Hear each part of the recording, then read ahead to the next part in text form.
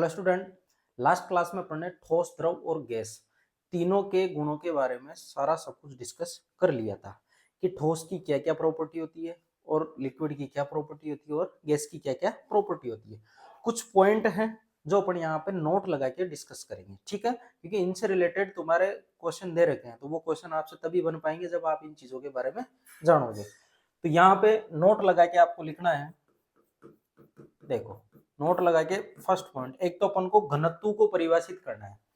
क्या करना है अपन को? घनत्व। तो घनत्व किसे बोलेंगे उसके बारे में, डेंसिटी बोलते हैं इसको इंग्लिश में, ना, डेंसिटी। तो घनत्व की सिंपल सी परिभाषा है कि एकांक आयतन में कितना द्रव्यमान समा सकता है, उसको अपन क्या बोलते हैं? घनत्व। घनत्व कुछ भी नहीं है, एक पर्टिकुलर आयतन आप ले रहे हो, उसके अंदर कितना आप द्रव्यमान रख सकते हो। जितना ज्यादा द्रव्यमान रखोगे उतना ज्यादा उसका घनत्व होगा, जितना कम द्रव्यमान होगा उसका कम घनत्व होगा। तो यहां मैं बोल सकता हूं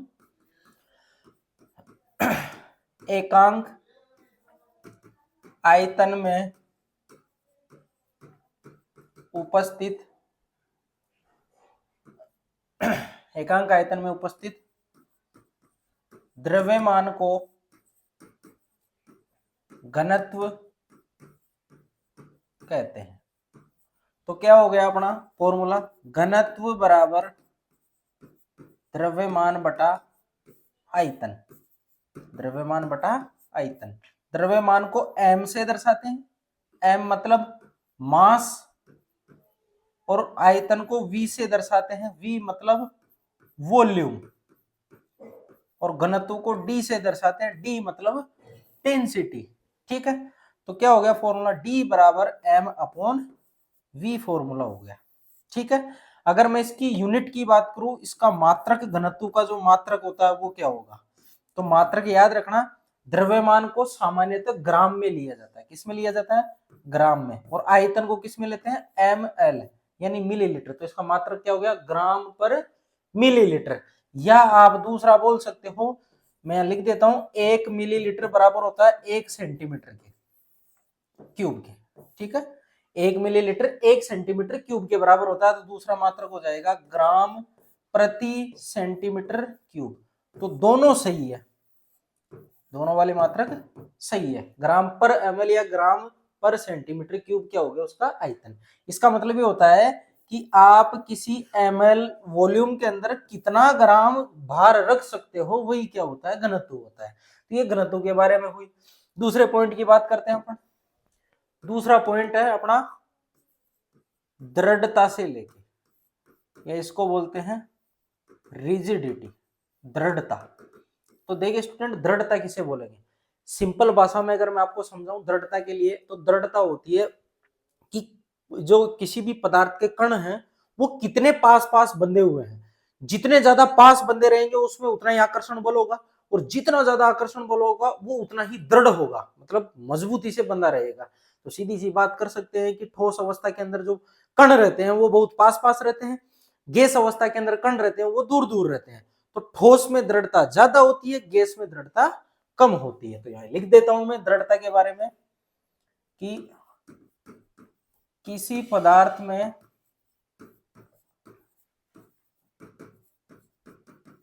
आकर्षण बल की सामर्थ्य, अर्थात कण कितने पास पास हैं को दृढ़ता कहते हैं। उसे ही क्या बोलते हैं? दृढ़ता।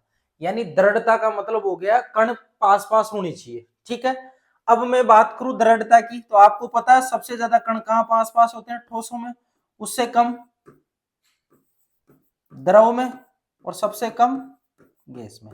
तो दृढ़ता का जो क्रम होगा वो क्या होगा आपका? ठोस में सबसे ज्यादा, द्रव में उससे कम, और गैस में सबसे कम। तो ये हो गया दृढ़ता का क्रम। ये क्या हो गया? दृढ़ता का क्रम। इसको याद रखना है, इसको नोट डाउन करें, फिर बात करते हैं अपन नेक्स्ट सीएनजी और एलपीजी गैस की, वो होती क्या है, तारी इसको।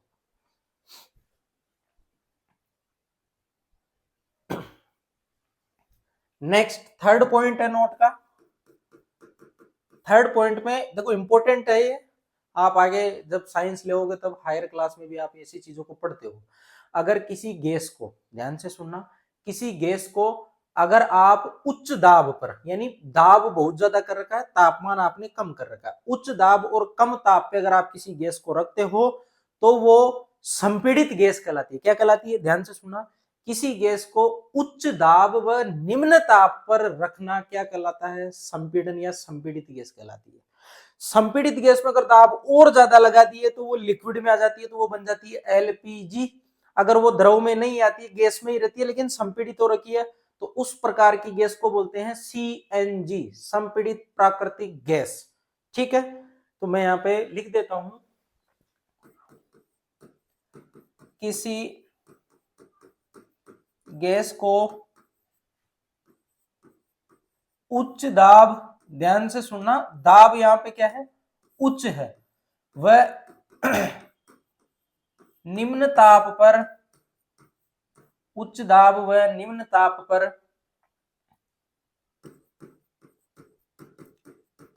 संपीड़ित करना, संपीड़ित करना,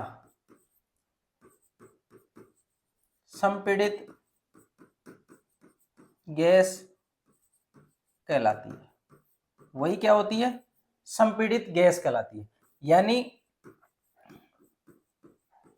कंप्रेस्ड गैस बोलते हैं उसको।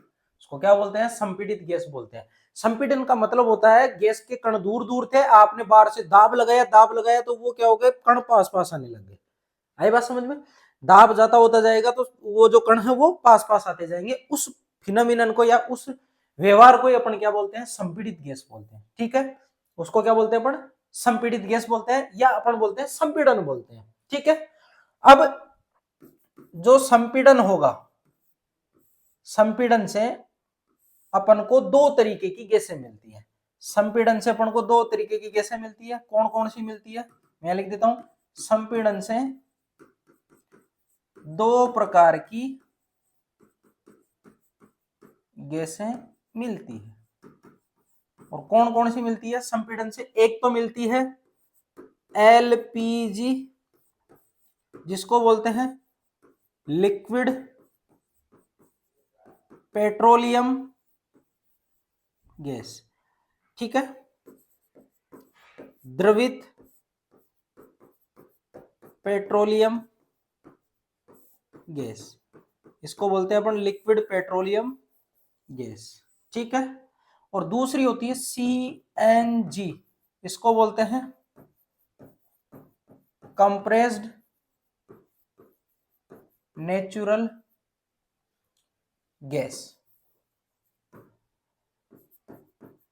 संपीड़ित प्राकृतिक गैस। इसको क्या बोलते हैं? संपीड़ित प्राकृतिक गैस, एलपीजी, सीएनजी। ध्यान रखना, ये जो गैसें होती हैं ये ईंधन के रूप में काम में आती है। किस रूप में काम में आती है? ईंधन के रूप में। अगर ईंधन के रूप में अपन को काम में लेना है तो ओबियस सीधी सी बात है कि ये छोटे पात्र में आ जानी चाहिए। ध्यान से सुनना, इन गैसों को ईंधन के रूप में काम में लिया जाता है।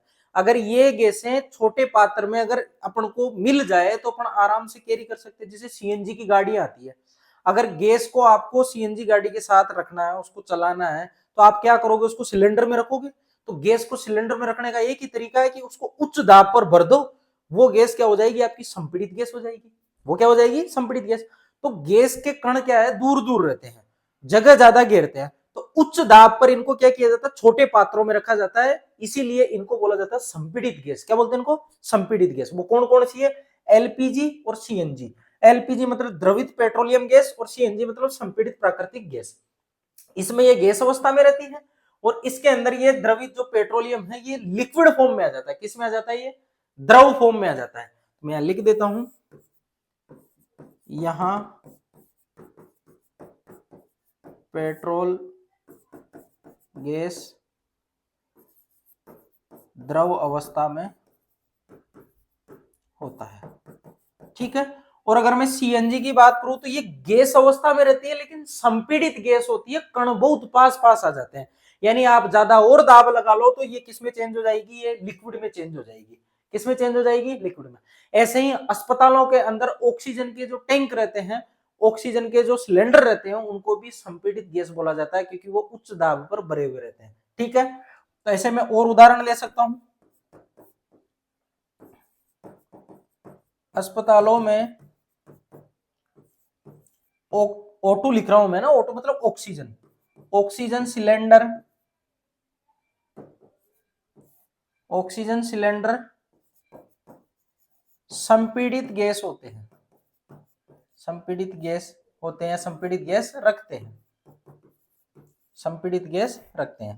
क्यों? क्योंकि वो उच्च दाब पर भरी जाती है। और उच्च दाब पर क्यों भरते हैं, उसका सीधा सा कारण है कि भाई अपन को यूज में लेना है इसको, गैस को, और यूज में लेना है तो छोटे पात्र में तो आनी चाहिए ना। ऐसे थोड़ी है कि आप 3-4 रूमों के अंदर ऑक्सीजन गैस को ले लोगे और आपको काम पड़ेगा तो आप गैस की जरूरत पड़ेगी और रूम को थोड़ी उठा के लेके जाओगे, छोटे पात्र में आ जानी चाहिए। तो छोटे पात्र में एक ही तरीका, भाई कण दूर दूर है, पास पास लाना, प्रेशर लगा तो उस पर उच्च दाब ले आओ, उच्च दाब ले आओगे तो ये किस में आ जाएगी, संपीड़ित फॉर्म में आ जाएगी। तो जो संपीड़ित गैसें होती है वो दो तरीके की होती है, एलपीजी और एक सीएनजी। ठीक है, और इनको ईंधन के रूप में काम में लिया जाता है। और ऑक्सीजन का आपको पता है, ऑक्सीजन जो गैस होती है उसको श्वसन के लिए अस्पतालों में काम में लिया जाता है। बाकी ये जो दो गैसें हैं इनको अपन क्या काम में लेते हैं, इनको अपन एज ए ईंधन के रूप में काम में लेते हैं। तो आप इनको नोट डाउन करिए, फिर बात करते हैं अपन नेक्स्ट।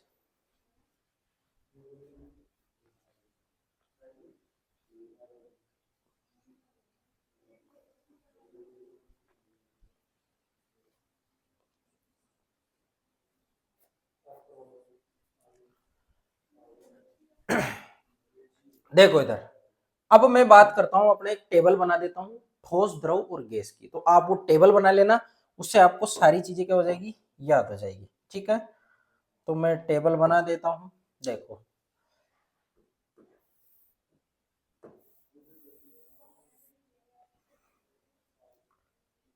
इधर अपन पार्टिकल की नेचर लिख लेंगे, इधर ये ठोस, इधर ये द्रव और इधर ये गैस। ठीक है,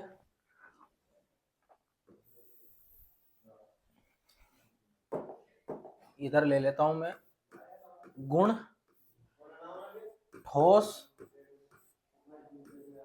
द्रव और गैस। ठीक है, तो अपन ने कौन कौन से गुण पढ़े थे, याद करो। अपन ने कौन कौन से गुण पढ़े थे वो सारे के सारे यहाँ पे लिखना है। सबसे पहले बात करता हूं मैं आकृति। सबसे पहले बात करें अपन आकृति की, तो आकृति में ठोस के लिए फिक्स होती है, चेंज नहीं होती, आकृति निश्चित। और अगर मैं द्रव की बात करूं तो आकृति अनिश्चित, जिस पात्र में डालोगे उसी का वो क्या ले लेगा, शेप ले लेगा, तो अनिश्चित। और अगर गैस की बात करें तो ये भी क्या होगी, अनिश्चित। दूसरी प्रॉपर्टी की बात करें अपन, तो दूसरी प्रॉपर्टी अपनी आयतन की। तो आयतन की प्रॉपर्टी क्या होगी, आयतन ठोस का क्या होता है, निश्चित।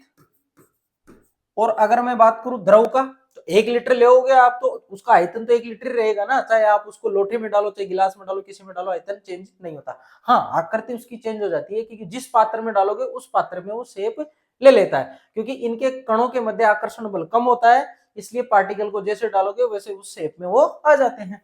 तो यहाँ पे मैं लिख सकता हूं निश्चित, और गैस के लिए अनिश्चित, गैस के लिए अनिश्चित, क्योंकि गैस में कणों के मध्य आकर्षण बल सबसे कम होता है, इसलिए जैसा आप जिसमें डालोगे वो उसी का हो जाएगा।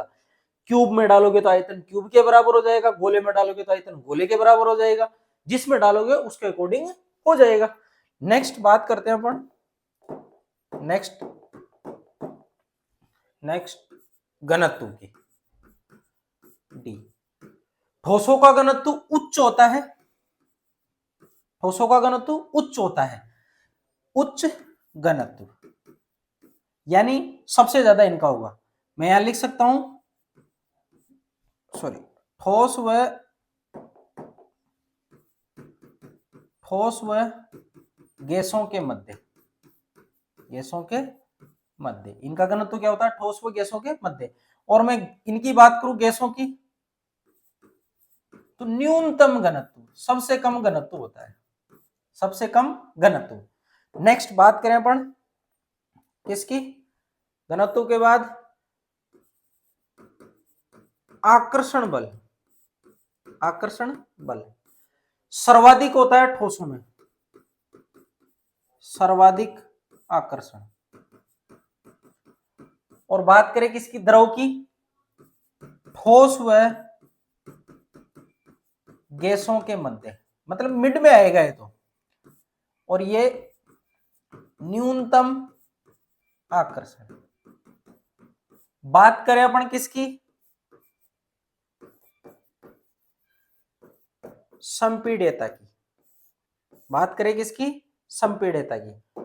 तो संपीड्यता सर्वाधिक किसमें होती है, गैसों में, सबसे कम किसमें होती है, ठोसों में। संपीड्यता का मतलब होता है दबाना। आप ठोसों को दबा नहीं सकते, ऑलरेडी दबा हुआ है वो पार्टिकल, बिल्कुल कम से कम दूरी पे पड़े हुए हैं, इससे ज्यादा वो नहीं आ सकते। तो संपीड्यता क्या होगी, न्यूनतम। और इधर बात करें तो ठोसों से ज्यादा व गैसों से कम, ठोसों से ज्यादा व गैसों से कम। गैस की बात करें तो सर्वाधिक संपीड्यता, सर्वाधिक क्या होगी, संपीड्यता। तो कितनी प्रॉपर्टी देख ली अपन ने इसमें, दो, दो चार और एक पांच। नेक्स्ट प्रॉपर्टी क्या लिखवाई थी, नेक्स्ट प्रॉपर्टी क्या थी, संपीड्यता वाली हो गई, आकर्षण बल की हो गई, घनत्व की हो गई, आयतन की हो गई, आकृति की हो गई। ठीक है, अब अपन और बात कर सकते हैं इसमें दृढ़ता की। एक और मैंने आपको बताया था ना दृढ़ता वाला, वो भी लिख लेना आप। दृढ़ता की अगर मैं बात करूं तो सबसे ज्यादा तो दृढ़ होते हैं, कौन होते हैं, ठोस। दृढ़ता मैंने भी परिभाषा लिखवाई थी कि ठोसों, या मैं बात करूं किसी भी पदार्थ में, कण कितने पास पास है, उस फिनोमिनन को या उस व्यवहार को अपन क्या बोलते हैं, दृढ़ता। जितने ज्यादा पास होंगे उतना ही ज्यादा दृढ़ होगा। तो दृढ़ता की बात करें तो सर्वाधिक दृढ़ता, इसमें बात करें तो ठोसों से कम व गैसों से ज्यादा, मतलब ठोस व गैस के मध्य होती है इनकी। और इधर न्यूनतम दृढ़ता। तो ये मैंने आपको सारा का सारा समराइज कर दिया है एक टेबल में, तो आप इसको ऐसा का ऐसा उतार लो, इससे सारी चीजें आपकी एक जगह हो गई है। ठीक है, इसको नोट डाउन करिए, फिर बात करते हैं अपन नेक्स्ट क्वेश्चन से रिलेटेड।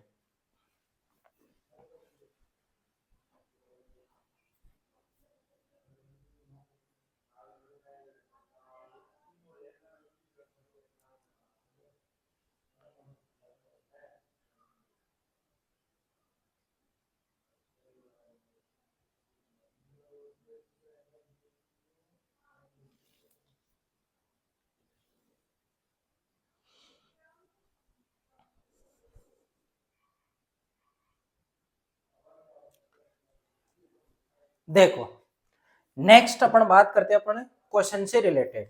ठीक है, अब क्वेश्चन डिस्कस करते हैं अपन। तुम्हारे क्वेश्चन दे रखा है, इसमें घनत्व को समझा रखा है, किसी तत्व के द्रव्यमान प्रति इकाई आयतन को घनत्व कहते हैं, ये मैंने आपको बता दिया है। ठीक है, देखो उसने घनत्व के बारे में बोल रखा है और उसने पूछा है बढ़ते हुए घनत्व के क्रम में निम्नलिखित को व्यवस्थित करें। और उसमें दे रखा है वायु, चिमनी का धुआं, चिमनी का धुआं, शहद दे रखा है, जल दे रखा है, रुई दे रखा है, चौक दे रखा है, लोहा दे रखा है। ठीक है, तो ये दे रखे हैं। अब अपन को क्या करना है, इनको घनत्व के क्रम में जमाना है। ठीक है, घनत्व मैंने बताया था सबसे ज्यादा ठोसों का होता है, उससे कम द्रव का होता है, उससे कम गैस का होता है। सिंपल सी बात है। तो देखो अब अगर अपन यहाँ पे बात करें तो लोहा, चोक ठोस होते हैं, रुई ठोस होती है, जल, शहद ये द्रव होते हैं, चिमनी का धुआं और वायु ये गैस है। देखो इधर ये क्या है, गैस। इनकी बात करूं मैं, ये क्या है, द्रव। और इनकी बात करूं मैं, ये क्या है, ठोस। तो मैं एक मोटा मोटा आइडिया आपको दे देता हूं कि सबसे ज्यादा जो घनत्व होता है किसका होता है, ठोस का होता है, द्रव और उससे कम गैस। ये एक सामान्य ऑर्डर है, ऐसा नहीं है कि ये पूरा का पूरा हर जगह ये एप्लीकेबल होगा, ये सामान्य क्रम, सामान्य क्रम। मतलब इससे अपन इनको जमा सकते हैं, थोड़ा अपन को आइडिया मिल जाता है। अब सबसे पहले बात करते हैं वायु। गैस होती है, कण दूर दूर रहते हैं। चिमनी का धुआं गैस होती है, कण दूर दूर रहते हैं। अब दोनों गैसें आ गई तो अपन को क्या पता है कि किसमें ज्यादा होगा या किसमें कम होगा। तो सबसे पहले मैं बात करता हूं वायु की। वायु के अंदर होती है O2 और N2। और चिमनी का जो धुआं होता है, चिमनी का धुआं, चिमनी के धुएं में होती है SO2 gas, CO2 gas, nitrogen के ऑक्साइड ऐसे होते हैं उसमें। तो मैं यहां लिख सकता हूं कि गैसों का भार ज्यादा होता है, भार ज्यादा होता है। अगर गैसों का भार ज्यादा है तो वायु की तुलना में इनका भार ज्यादा आ रहा है, तो घनत्व मैंने क्या बताया था, D बराबर m/v। अगर मास ज्यादा है, द्रव्यमान ज्यादा है, तो घनत्व भी क्या होगा, ज्यादा होगा। तो भार ज्यादा कहां पे है, चिमनी के धुएं का। तो भार ज्यादा है तो वायु से ज्यादा घनत्व किसका होगा, चिमनी के धुएं का होगा। तो मैं आगे नेक्स्ट स्लाइड में सबसे इधर जमा देता हूं कि वायु का तो सबसे कम होना है, बढ़ते हुए क्रम में पूछा है। फिर इधर मैंने लिख दिया चिमनी,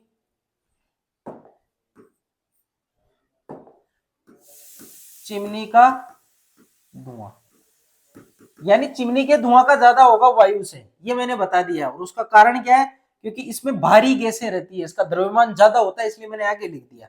ठीक है, नेक्स्ट शहद, जल और रुई। देखो इधर द्रव से ज्यादा ठोसों का होना चाहिए, लेकिन रुई का क्या होता है, इनसे कम घनत्व होता है। उसका कारण होता है रुई भले ही ठोस अवस्था में हो, लेकिन उसके अंदर ऑक्सीजन या मैं बात करूं वायु के जो अणु होते हैं वो फंसे हुए रहते हैं, और वायु के अणु उसमें क्या करते हैं, उसको पोरस कर देते हैं। पोरस का मतलब उसको छिद्रित बना देते हैं, जिसकी वजह से उसका मास, अपन अगर बात करें आयतन की, तो वो आयतन एकदम से बढ़ जाता है। मास तो वही रहेगा, आयतन क्या होगा, एकदम से बढ़ जाएगा। छिद्रित हो जाएगा, छिद्रित हो जाएगा तो उसमें जगह बन जाएगी, जगह बन जाएगी तो आयतन ज्यादा हो जाएगा, आयतन ज्यादा हुआ तो घनत्व क्या हो जाएगा, कम हो जाएगा। तो मैं यहां लिख देता हूं, रुई में वायु के कण रुई को छिद्रित कर देते हैं, जिससे रुई का आयतन बढ़ जाता है, रुई का आयतन बढ़ जाता है। अगर रुई का आयतन बढ़ गया तो घनत्व क्या हो जाएगा, जैसे D बराबर m/v होता है, तो V अगर बढ़ रहा है तो D क्या हो जाएगा, घट जाएगा। अगर V बढ़ रहा है तो मैंने बताया था ना, व्युत्क्रमानुपाती समानुपाती, ये व्युत्क्रमानुपाती आ रहा है ना D और V, तो V को बढ़ाओगे तो घनत्व क्या हो जाएगा, कम हो जाएगा। इसलिए रुई का घनत्व शहद और जल से भी क्या होता है, कम हो जाता है। रुई का घनत्व क्या होता है, शहद और जल से भी कम हो जाता है। तो मैं यहां लिख देता हूं फिर आगे, रुई भले ही ठोस होती है, लेकिन मैंने पीछे लिखा, पीछे इसलिए लिखा वायु के कण इसमें फंस जाते हैं, जो क्या करते हैं उसमें जगह बना देते हैं, जगह बनाने से आयतन बढ़ गया, आयतन बढ़ गया तो घनत्व घट गया, सीधी सी बात है। अब बात करें अपन नेक्स्ट कि अब द्रव आ गया तो शहद ज्यादा होगा कि जल। तो याद रखना स्टूडेंट, मैंने आपको एक प्रॉपर्टी पढ़ाई थी, एक गुण पढ़ाया था श्यानता का। श्यानता में मैंने बताया था शहद की श्यानता ज्यादा होती है। मतलब श्यानता के लिए बोले थे पर कि बहने का गुण होता है, ये मतलब पदार्थ बह रहा है, उस गुण का मतलब बहने का विरोध कर रहा है वो, उसी गुण को श्यानता बोलते हैं। जो आसानी से बह जाए उसकी श्यानता कम होती है, जो आसानी से नहीं बहे उसकी श्यानता ज्यादा होती है। अब वो आसानी से नहीं बह रहा, श्यानता ज्यादा है, मतलब उनके कणों के मध्य आकर्षण ज्यादा है, तो कणों को पास पास रखेंगे, कणों को पास पास रखेंगे तो उसका जो आयतन है वो कम हो जाएगा। अगर आयतन कम हो गया तो वो क्या कर लेगा, उसका घनत्व को वो बढ़ा लेगा। ध्यान से सुनना, अगर मैं आपको यहाँ पे समझाऊं कि मैंने 1 लीटर शहद लिया और 1 लीटर पानी लिया, ठीक है, अब मैं दोनों का घनत्व देखना चाह रहा हूं, तो घनत्व आपको ज्यादा ये मिलेगा। आप इस 1 लीटर शहद को अगर किसी बाल्टी में आप या किसी बोतल में आप इसको भर रहे हो, तो 1 लीटर में जितना मार्क आएगा, जैसे देखो यहाँ, जैसे आप ये बोतल में भर रहे हो उसको, पानी से भरा तो पानी का लेवल तो यहां तक आ गया, माना कि यहां तक ये क्या है, 1 लीटर है, ठीक है, तो पानी का लेवल तो यहां तक आ जाएगा H2O। अगर आप इसके अंदर शहद डालोगे, ध्यान से सुनना, इंपॉर्टेंट बात है, अगर आप इसके अंदर शहद डालोगे, उसको मैं लाल पेन से दिखा रहा हूं, तो शहद यहां तक ही आ पाएगा, रहेगा पूरा 1 लीटर, रहेगा पूरा 1 लीटर, लेकिन शहद सिर्फ यहां तक ही आ पाएगा, इतनी जगह खाली रह जाएगी। मतलब शहद क्या हो रहा है, कम आयतन में आ गया, शहद किस में आ गया, कम आयतन में। जब कम आयतन में आ जाएगा, आयतन कम है तो घनत्व क्या हो जाएगा, ज्यादा। और कम आयतन में क्यों आ रहा है, क्योंकि शहद के अणुओं के मध्य आकर्षण बल ज्यादा होता है जल की तुलना में, इसलिए कण पास पास है तो आयतन उसने कम किया है। तो मैं यहाँ पे लिख सकता हूं कि शहद का जो घनत्व है वो ज्यादा होता है किससे, जल से। शहद का जो घनत्व होता है वो जल से क्या होता है, ज्यादा होता है। तो यहां तक समझ में आ गई होगी। सबसे कम वायु का, उससे ज्यादा चिमनी के धुएं का, क्यों, क्योंकि यहाँ पे भारी ऑक्सीजन से ज्यादा गैसें प्रेजेंट रहती है। रुई में ऑक्सीजन आ जाती है जिसकी वजह से आयतन बढ़ जाता है, आयतन बढ़ गया तो घनत्व घट गया। जल और शहद में मैंने बता दिया, शहद के अणुओं के मध्य आकर्षण बल ज्यादा होता है, जिसकी तुलना में वो अपने आयतन को क्या कर लेता है, कम कर लेता है, और वो जल से ज्यादा क्या रखता है, घनत्व रखता है। उसके बाद नेक्स्ट चौक और लोहा। लोहे और चौक को अगर आप देखो तो चौक को आप तोड़ सकते हो, लोहे को नहीं तोड़ सकते आसानी से। तो लोहा मतलब उसके अंदर आकर्षण बल ज्यादा है, बहुत ज्यादा उसमें मजबूती से बंधे हुए हैं। चौक में कण आकर्षण में है लेकिन लोहे की तुलना में कम है, तो मैं बोल सकता हूं कि लोहे का घनत्व ज्यादा होगा किससे, चौक से। तो क्या हो जाएगा, सबसे ज्यादा किसका होगा, लोहे का। तो ये चौक और ये लोहा। तो ये आपके घनत्व का क्या आ गया, ऑर्डर आ गया। घनत्व का क्या आ गया, ऑर्डर आ गया। बढ़ते हुए क्रम में पूछा है तो सबसे ज्यादा वाला आगे आएगा, सबसे कम वाला पीछे आएगा। यहां पे इसका ज्यादा क्यों हुआ था, बताया था, बाहरी गैसों के कारण। रुई का ठोस होते हुए भी द्रव से पीछे क्यों आ गया, वायु के कारण सरंध्र हो जाती है, जिससे क्या होता है, आयतन बढ़ जाता है, आयतन बढ़ जाता है। तो इस वजह से आयतन बढ़ गया तो घनत्व क्या हो जाएगा, कम हो जाएगी, क्योंकि D बराबर m अपॉन v होता है। v बढ़ा तो D क्या हो जाएगा, घट जाएगा, इसलिए मैंने इसको पीछे लिखा है। जल से ज्यादा शहद का होता है, शहद का ज्यादा होता है, मतलब आकर्षण ज्यादा। आकर्षण ज्यादा तो अणु पास पास रहेंगे, पास पास रहेंगे तो जगह कम गिरेंगे, जगह कम गिरेंगे तो उसकी डेंसिटी क्या हो जाएगी, बढ़ जाएगी। आकर्षण ज्यादा मतलब आयतन क्या, आयतन कम। और चौक का सबसे सॉरी लोहे का सबसे ज्यादा आ रहा है, लोहे का, तो लोहे का ज्यादा होने का कारण क्या है, आकर्षण सर्वाधिक। सर्वाधिक आकर्षण की वजह से कण इतने पास पास आ जाते हैं कि उसका घनत्व क्या बहुत ज्यादा बढ़ जाता है, उसका घनत्व क्या हो जाएगा, ज्यादा होगा, घनत्व क्या होगा, ज्यादा होगा। तो ये पहला क्वेश्चन था आपका, इसको आप ऐसा का ऐसा उतार लो, सारी चीजें मैंने डिस्कस कर दी, आपके बड़ी अच्छे तरीके से समझ में आ गई होगी। नेक्स्ट क्वेश्चन की बात करते हैं।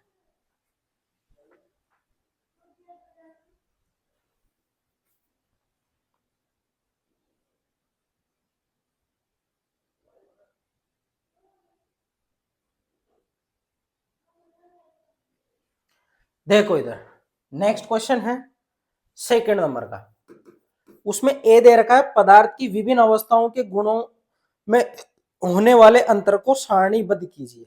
बेटा अभी मैंने जस्ट आपको सारणी लिखवाई है, ये वाली, ये आपके क्वेश्चन नंबर 2 की सारणी। क्वेश्चन नंबर 2 में ए वाला जो पार्ट है उसकी सारणी ऐसी की ऐसी आपको चेप देनी है, बिल्कुल करेक्ट, ठीक है, तो ये आप उसमें लिख दोगे। नेक्स्ट उसने पूछा है कि निम्नलिखित पर टिप्पणी दीजिए, दृढ़ता, संपीड़ितता, तरलता, बर्तन में गैस का भरना, आकार, गतिज ऊर्जा एवं घनत्व, इन पे आपको टिप्पणी लिखनी है। सबसे पहले बात करें अपन दृढ़ता की। दृढ़ता अभी जस्ट समझाया मैंने, अभी मैंने जस्ट समझाया पदार्थ के आकर्षण बल के कारण अणु पास पास रहते हैं, अणु पास पास होने के कारण वो ठोस की तरफ आता जाता है, मतलब मजबूत बंध बन रखा है, आसानी से नहीं टूटेगा। आसानी से नहीं टूटने वाला गुण ही क्या कहलाता है? दृढ़ता कहलाता है। मैं लिख देता हूं, पदार्थ के कणों का आकर्षण के कारण पास पास आना तथा आसानी से न टूटना ही दृढ़ता कहलाती है। ठीक है, आप पहले लिखवाई जो परिभाषा भी सही है, ये भी सही है, कोई सी भी आप लिख सकते हो जो आपके माइंड में है। यानी आसानी से न टूटने वाले गुण को क्या बोलते हैं? दृढ़ता। और दृढ़ता सबसे ज्यादा आसानी से कौन नहीं टूटता? ठोस, उसके बाद द्रव और सबसे कम गैस। दृढ़ता सबसे ज्यादा कहां रहती है? ठोसों के अंदर रहती है। ठोसों के अंदर क्या रहती है? दृढ़ता, आसानी से नहीं टूटते हैं। और जबकि आप गैसों की बात करो, गैसों में तो दृढ़ता रहती ही नहीं है, बिल्कुल नॉन रिजिड होते हैं वो, रहती ही नहीं है। दृढ़ता कहां से रहेगी उसमें? पार्टिकल दूर दूर रहते हैं। जब आकर्षण बल हो, कण पास पास आए, तब दृढ़ता की बात करेंगे। तो दृढ़ता ठोसों में रहती है। और ठोसों में भी बात करें अपन, सब में अलग अलग होती है। ठोसों में भी बात करें, दृढ़ता सब में अलग अलग होती है।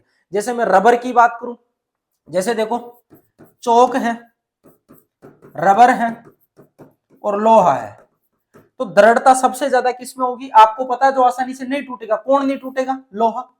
फिर मैं बात करूं, चौक ठोस होता है, रबर भी ठोस होता है, लेकिन रबर में दृढ़ता कम होती है। रबर को खींचोगे तो जल्दी टूट जाएगा, चौक को खींचने से टूटेगा नहीं। तो दृढ़ता सबसे ज्यादा किसकी होगी? 1 नंबर पे इसकी, 2 नंबर पे इसकी और 3 नंबर पे इसकी। दृढ़ता का क्रम ये होगा, सबसे ज्यादा इसकी, फिर उसकी, फिर सबसे कम इसकी हो जाएगी। तो दृढ़ता के बारे में अपन ने यहाँ पे डिस्कस कर ली। नेक्स्ट पॉइंट है आपके, दृढ़ता के बाद संपीड्यता। संपीड्यता, संपीड्यता का मतलब क्या होता है? मैंने जस्ट अभी बताया आपको, गैस के पार्टिकल, या मैं बात करूं लिक्विड के, संपीड्यता इनमें मिलेगी, ठोसों में नहीं मिलेगी। यानी गैस के पार्टिकल को, गैस के कणों को उच्च दाब व निम्न ताप पर रखना ही क्या कहलाता है? संपीड्यता कहलाती है। आई बात समझ में? यानी गैस किस पर रहनी चाहिए? उच्च दाब और निम्न ताप। तो उच्च दाब व निम्न ताप पर गैस के व्यवहार को संपीड्यता कहते हैं। और संपीड्यता के लिए मैंने आपको अच्छे से समझा दिया, नोट लगा के पॉइंट समझा दिया, 1 2 3 उसमें मैंने समझा रखा है। संपीड्यता में 2 प्रकार की गैसें होती है, एलपीजी होती है, सीएनजी होती है। ठीक है, सीएनजी और एलपीजी। सीएनजी और एलपीजी को ईंधन के रूप में काम में लिया जाता है। संपीड्यता गुण इसलिए जरूरी है क्योंकि ईंधन के रूप में काम में लेना तो छोटी जगह पात्र में आ जाए, इसलिए उनको हाई प्रेशर पे भरा जाता है। नेक्स्ट है तरलता। और संपीड्यता का ऑर्डर भी लिख लेना आप, सबसे ज्यादा किसमें होती है? गैसों में, उससे कम द्रव में, और लगभग नगण्य किसमें होती है? ठोस में। ठोसों में नगण्य होती है, होती नहीं है संपीड्यता। संपीड्यता का क्रम है ये। ठीक है, उसके बाद है तरलता, बहने का गुण। तरलता मतलब बहने का गुण। तो ये किसी पदार्थ के बहने का गुण है, बहने का गुण है। यानी किसी के पदार्थ के बने का गुण क्या कहलाता है? तरलता। अब आप बताओ, किसी पदार्थ में बने के गुण में अगर मैं बोलूं कि जहां आकर्षण बल ज्यादा है, कणों को बहने नहीं दे रहा, वो मतलब आकर्षण बल ज्यादा मतलब कण को जाने ही नहीं दे रहा एक जगह से दूसरी जगह। बहेगा मतलब एक जगह से दूसरी जगह जाएगा। अगर कणों में ज्यादा आकर्षण बल है, अच्छे मजबूती से बांधे रख रखा है, तो वो नहीं जाने देगा। अगर नहीं जाने देगा तो उसमें बने का गुण क्या है? सबसे कम है। मतलब ठोसों में सबसे कम रहेगा बने का गुण, और सबसे ज्यादा किसमें? गैसों में। बहने का गुण गैसों में ज्यादा होता है, इसीलिए तो सेंट वगैरह, परफ्यूम वगैरह वो गैसीय अवस्था में ही तो छोड़ते हैं। जैसे छोड़ते गैस में आ जाती है, गैस में आते एक जगह से दूसरी जगह वो आसानी से गंध फैला देती है। कभी देखिए सॉलिड फॉर्म के अंदर कोई सेंट वगैरह, इत्र वगैरह हो? नहीं देखे ना, सॉलिड में नहीं होती, क्योंकि उसमें बहने का गुण नहीं पाया जाता। तो यहाँ मैं लिख सकता हूँ, बहने का गुण का क्रम सबसे ज्यादा होगा गैसों में, उससे कम द्रव में, उससे कम द्रव में, और सबसे कम ठोसों में। ये बहने का गुण का ऑर्डर मैंने समझा दिया। नेक्स्ट है इसमें बर्तन में गैस का भरना। देखो नेक्स्ट, बर्तन में गैस का भरना। बर्तन में गैस का भरना। बर्तन में गैस का भरना, इसका मतलब होता है कि आपने गैसियस पार्टिकल को जिस भी बर्तन में रखा है वो उस बर्तन का क्या ले लेगा, आयतन ले लेगा, उसी की आकृति ले लेगा। क्यों? क्योंकि उनके मध्य सबसे कम आकर्षण बल होता है। जैसे जिस पात्र में रखोगे उसी पात्र के अनुसार वो होने लग जाएगा, और पात्र की दीवारों पे भी वो प्रेशर अप्लाई करेगा, उस पर दाब उत्पन्न करने लग जाएगा, वो प्रेशर लगाएगा, उस पर दाब लगाएगा। ठीक है, ये मैंने आपको बताया भी था। इसका आकार और आकृति और आयतन की मैं बात करूं, ये निश्चित नहीं होते, जिस पात्र में डालोगे उसी पात्र का ये आकार ले लेते हैं। तो मैं लिख देता हूं, गैसीय पदार्थों में न्यूनतम आकर्षण होने के कारण यदि किसी गैस को किसी भी पात्र में यदि भरते हैं तो गैस की आकृति व आयतन उसी पात्र के समान हो जाता है। गैस की आकृति व आयतन उसी पात्र के समान हो जाता है एवं गैस के कण पात्र या बर्तन की सतह पर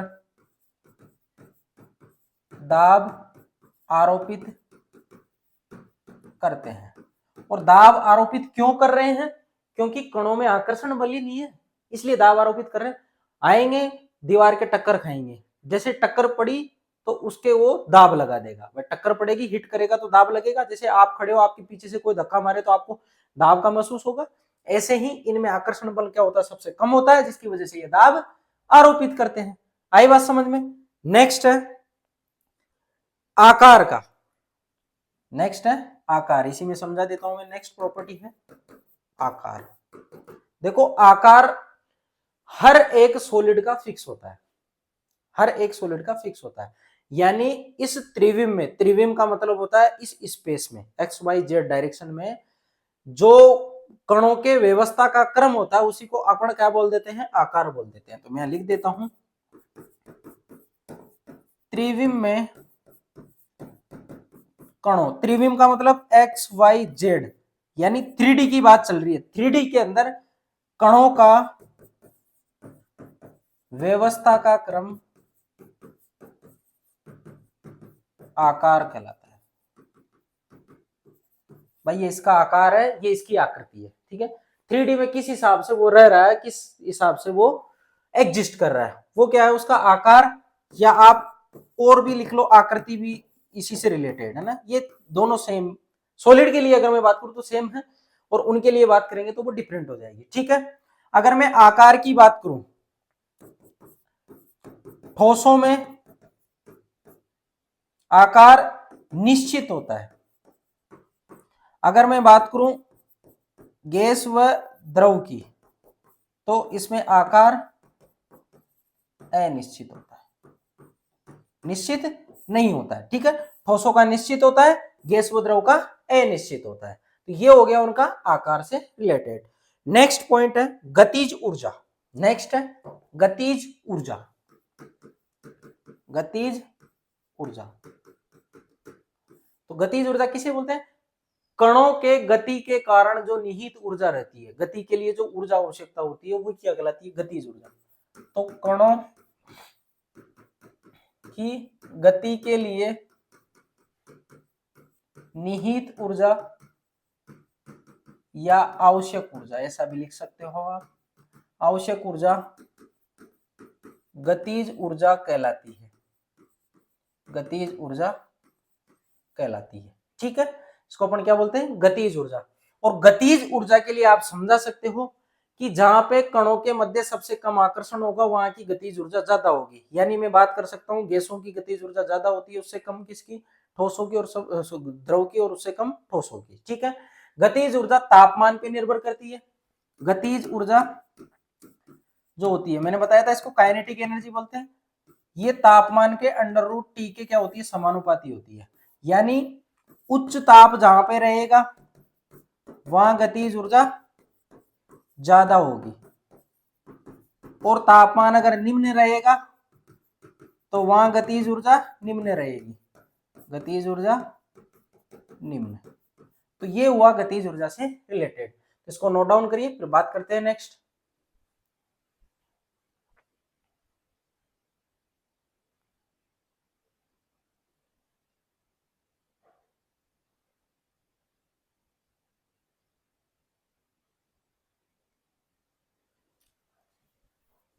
देखो नेक्स्ट है घनत्व, जो मैंने आपको समझा दिया। घनत्व तो मैंने डिस्क्राइब कर ही दिया आपको कि एकांक द्रव्यमान एकांक आयतन में उपस्थित जो द्रव्यमान होगा उसको अपन क्या बोलेंगे, घनत्व बोलेंगे। वहां मैंने उसको समझा दिया, तो वहां से आप लिख लेना। थर्ड क्वेश्चन है कारण बताना है आपको। थर्ड क्वेश्चन में कारण बताना है। देखो गैस पूरी तरह उस बर्तन को भर देती है जिसमें उसे रखा गया है। तो मैं सिर्फ आंसर लिख रहा हूं, क्वेश्चन आप किताब में से देख लेना। गैस पूरी तरह उस बर्तन को भर देती है जिसमें उसे रखा है। कारण बताइए, कारण क्या है? सिंपल सा कारण है, गैस का आयतन निश्चित नहीं होता है। गैस के कणों के मध्य सबसे कम आकर्षण बल होता है, मतलब आकर्षण बल लगभग नगण्य होता है, इसमें बिल्कुल कम मात्र होता है उसमें, जिसके कारण वो कण एक जगह से दूसरी जगह आसानी से गति कर लेते हैं। इसलिए जिस भी पात्र में डालोगे उस पात्र का वो आयतन रख लेंगे। लिख देता हूं मैं कारण। गैसों के मध्य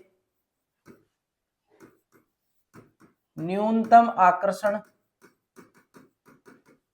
बल होता है, जिसके कारण गैसों के मध्य न्यूनतम आकर्षण बल होता है, जिसके कारण गैसों का आयतन निश्चित नहीं होता एवं जिस पात्र में रखा जाएगा ये गैसें उसे भर देगी। जैसे एग्जांपल से समझे, जैसे एक क्यूब की मैं बात करूं, ठीक है, और एक में बात करूं बैलून की। ये गुब्बारा है और ये है आपका गन। इसके अंदर गैस भर रखी है, आपने गैस भरी तो ये गैस इस तरीके से फैल जाएगी, क्योंकि कणों के मध्य आकर्षण बल न्यून, और आकर्षण बल अगर न्यून है तो जैसे ही आप इसमें रखोगे तो कण दूर दूर जाना चाहेंगे। भाई आकर्षण ही नहीं है तो वो दूर दूर जाना चाहेंगे, आपस में टक्कर करेंगे, एक दूसरे से टक्कर खाएंगे, वो उधर भगेगा वो उधर भगेगा, इस वजह से ये चारों तरफ फैल जाएगा। इसी गुब्बारे को अगर मैं इसमें डालता हूं तो ये इस शेप का हो जाएगा। ऐसा थोड़ी कि आप इसको डालोगे तो गुब्बारे की शेप में ये रहेगा, नहीं रहेगा, पात्र के आकार का हो जाएगा, क्योंकि गैस का आयतन निश्चित नहीं होता है। तो जैसे ही आप इसमें डालोगे तो ये उसका आकार ले लेगा। और आकार ऐसा क्यों ले रहा है, उसका कारण क्या है? आकर्षण न्यून है, कण एक दूसरे से टक्कर खाते हैं और वो पूरे उसमें फैल जाएंगे। कण एक दूसरे से टक्कर कण एक दूसरे से टक्कर करते हैं, जिसके कारण पूरे पात्र में फैल जाते हैं। यानी फिर अपन ऐसा बोलने लगते हैं कि पात्र के आकार ही क्या हो गया, आयतन के आकार के जैसा हो गया। पायतन जो पात्र का आकार है वो आयतन के जैसे जैसे उसमें आकृति में आ गया, दोनों सेम हो जाएंगे। घन में लेोगे तो घनाकार, गुब्बारे में लेोगे तो गुब्बारे के आकार का, और आप किसी गोले में लेोगे तो गोले के आकार का, किसी शंकु में लेोगे तो शंकु आकार का, बेलन में लेोगे तो बेलन के आकार का, जैसा लेोगे वैसा हो जाएगा। ठीक है, नेक्स्ट है अपना गैस बर्तन की दीवारों पर दबाव डालती है। बिल्कुल अच्छा क्वेश्चन है। दूसरा है गैस बर्तन की दीवारों पर दबाव डालती है। देखो इधर गैस बर्तन की दीवारों पर दबाव डालती है, बिल्कुल सही बात है। जैसे ये कोई बर्तन लिया मैंने गन के आकार का, इसके अंदर गैस भरी है, तो गैस क्या करेगी, इस दीवार पे दबाव डालेगी, इस दीवार पे क्या करेगी, दबाव डालेगी। और दबाव क्यों डाल रही है, उसका कारण है गैस के कणों के मध्य न्यून आकर्षण के कारण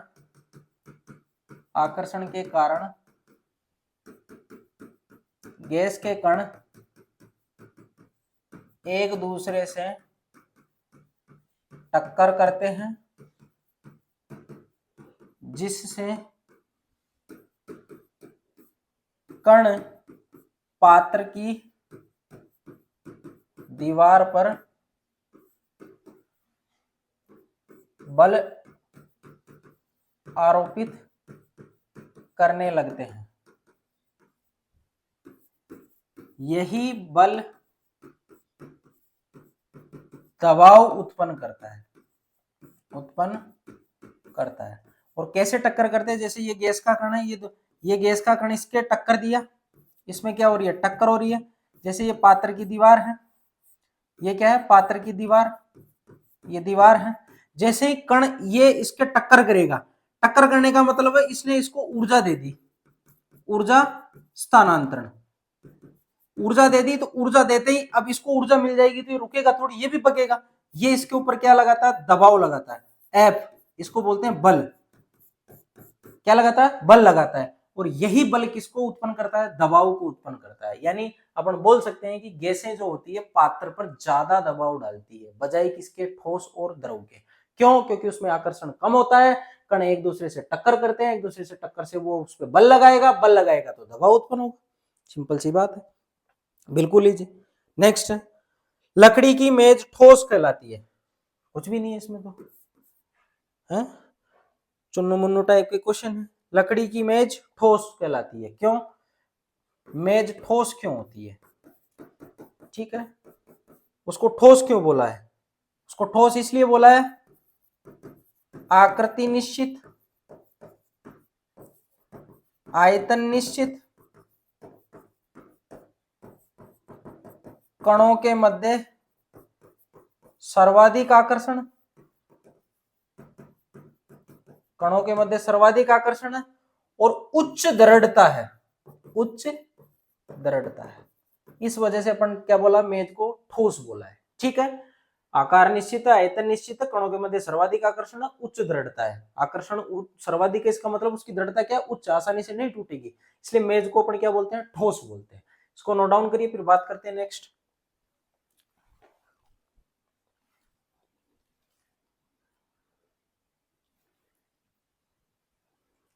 नेक्स्ट है, देखो, हवा में हम आसानी से अपना हाथ चला सकते हैं, लेकिन एक ठोस लकड़ी के टुकड़े में हाथ चलाने के लिए हमें कराटे में दक्ष होना पड़ेगा। हवा के अंदर अपन कैसे भी ऐसे हाथ चला लेंगे, जैसे अगर लकड़ी आ जाएगी तो लकड़ी को अपन ऐसे करेंगे तो अपनी तो लग जाएगी, लेकिन कराटा एक्सपर्ट उसको आसानी से तोड़ देता है। ठीक है, तो हवा में इतना बढ़िया हाथ चला लेते हैं, लेकिन ठोस में अपना हाथ नहीं चल रहा है। इसका कारण क्या है? सिंपल सी बात है, कारण क्या है? गैसों में कणों के मध्य आकर्षण बल न्यून होता है, जबकि ठोसों में आकर्षण बल उच्च होता है। इसलिए हवा में आसानी से हाथ चला सकते हैं, जबकि लकड़ी को तोड़ने के लिए कराटे दक्ष की जरूरत पड़ती है। सिंपल सी बात है भाई, आकर्षण बल गैसों में सबसे कम होता है, उसमें आसानी से चला लोगे। आकर्षण बल कम है मतलब कण दूर दूर है, कण दूर दूर है तो आप आराम से उसमें हाथ चला सकते हो, जबकि ठोसों के अंदर आकर्षण बल ज्यादा है, कण पास पास है, कण पास पास है तो आप ऐसे हाथ नहीं चला सकते उसमें। उसको अगर तोड़ना है तो आप उसको कराटे एक्सपर्ट को ही लाना होगा। ठीक है, अब बात करते हैं नेक्स्ट, फोर्थ क्वेश्चन है, सामान्यतः ठोस पदार्थों की अपेक्षा द्रवों का घनत्व कम होता है, लेकिन आपने बर्फ के टुकड़े को जल में तैरते हुए देखा होगा, ऐसा क्यों? मैंने अभी जस्ट बताया आपको कि घनत्व का सामान्य ऑर्डर, घनत्व का सामान्य जो क्रम होता है, ठोस का सबसे ज्यादा, द्रव का उससे कम और गैस का सबसे कम, ऐसा होता है, मानते हैं अपन ऐसा ही, ठीक है। लेकिन द्रव के अंदर बर्फ का टुकड़ा ऊपर तैर रहा है, इसका क्या मतलब है, घनत्व कम हो गया उसका। तो ऐसा क्यों हुआ, तो आइए बात करते हैं। देखो ये मैं यहाँ पे पानी लिया हूं, इसमें लेवल यहां तक का है। अगर एक आइस क्यूब की मैं बात करूं तो वो ऊपर ऐसे तैरती रहती है, ये बर्फ है और ये पानी है। तो ऐसा क्या हो रहा है इसमें कि ये इसमें तैर रही है, तो इसका सिंपल सीधा सा रीजन है, और वो रीजन क्या है, बर्फ के अंदर जल के अणु आपस में इस तरीके से बंधे रहते हैं कि अणुओं के मध्य रिक्त स्थान द्रव की तुलना में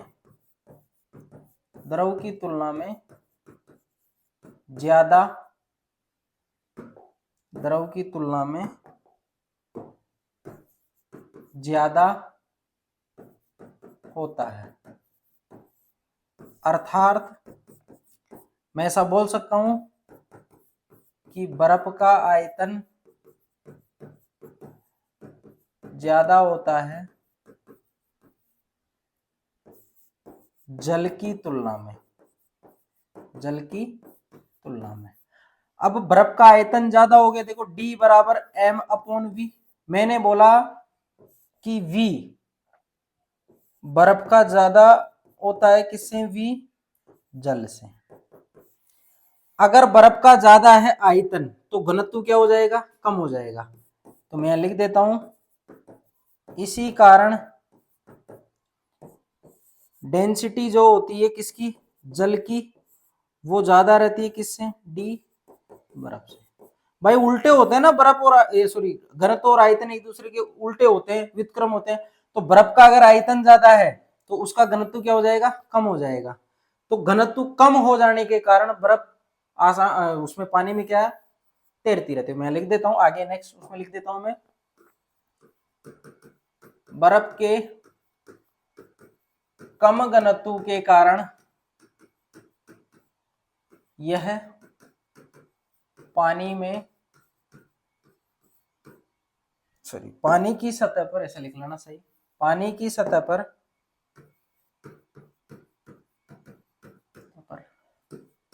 तैरती रहती है, ठीक है। तो ये मैंने सारे क्वेश्चन आपके डिस्कस कर लिए, ठीक है ना।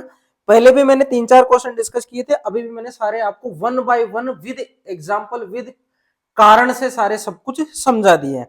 अब अपन आगे पढ़ेंगे कि पदार्थ की अवस्थाएं अपन बदल सकते हैं, बिल्कुल बदल सकते हैं। उसमें पढ़ेंगे अपन गलनांक, क्वथनांक और हिमांक, ठीक है। इन चीजों को पढ़ेंगे और कुछ तापमान के रिलेशन पढ़ेंगे कि डिग्री सेंटीग्रेड को केल्विन में, केल्विन को डिग्री सेंटीग्रेड में कैसे बदलते हैं। फिर आखिरी में अपना लास्ट टॉपिक बचेगा कौन सा वाला, वाष्पोत्सर्जन, या मैं बात करूं वाष्पशीलता वाला। वाष्पोत्सर्जन फिनोमिनन वही होता है उसके जैसा ही, लेकिन एक्चुअल में उसको पढ़ा जाता है वेपोराइजेशन या वाष्पीकरण के नाम से, है ना। तो वो अपन डिस्कस करेंगे, ठीक है। तो आज के लिए बस इतना ही, बाकी बात करते हैं अपन नेक्स्ट।